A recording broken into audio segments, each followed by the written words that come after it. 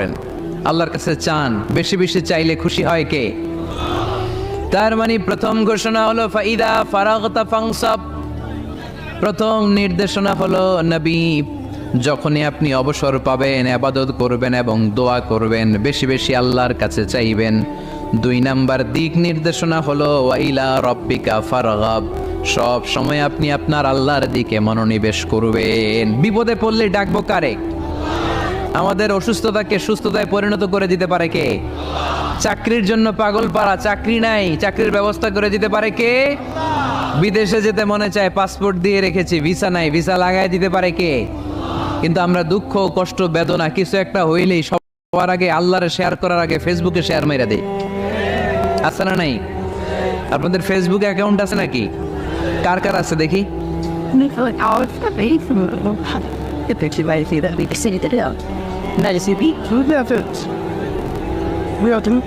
আছে আছে, এটার জন্য আমরা ভালো কাজে লাগাই, ঠিক কিনা? আপনি চাইলেই এমনভাবে ফেসবুক ফ্রেন্ড লিস্ট করতে পারেন যারা ভালো ভালো জিনিস শেয়ার করে, যারা মোটিভেশনাল জিনিস শেয়ার করে, ইসলামের পক্ষে কথা বলে। আপনার এক একটা শেয়ারে অনেকের জীবন বেঁচে যেতে পারে, ঠিক কিনা?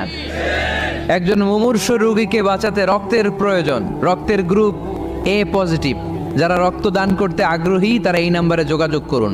ফেসবুকে মাঝে মাঝে এরকম নিউজ আসে না নাই? আপনি just you put down in share, শেয়ারের মধ্যে একটা পুট করে দিলেন, একটু শেয়ার মেরে দিলেন, ছড়িয়ে পড়লো হাজার হাজার ফেসবুক ফ্রেন্ডদের কাছে।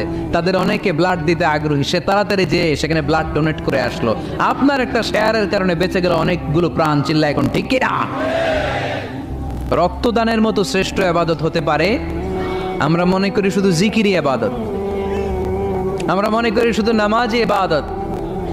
রক্তদান, এক ব্যাগ রক্ত থেকে অনেক মানুষকে বাঁচানো যায়। এর মধ্যে আছে হিমোগ্লোবিন, এর মধ্যে আছে প্লাটিলেট, আছে প্লাজমা। রক্তে একটা উপাদান আছে প্লাজমা, নাম শুনছেন? আগুনে পোড়া রোগীকে বাঁচাতে এই প্লাজমা লাগে। হসপিটালের বার্ন ইউনিটে যেয়ে দেখবেন মানুষ কিভাবে চিল্লায়। নুসরাত নামে একটা মারা গেল না, এক বদমাইশের কবলে পড়ে মারা গেল না?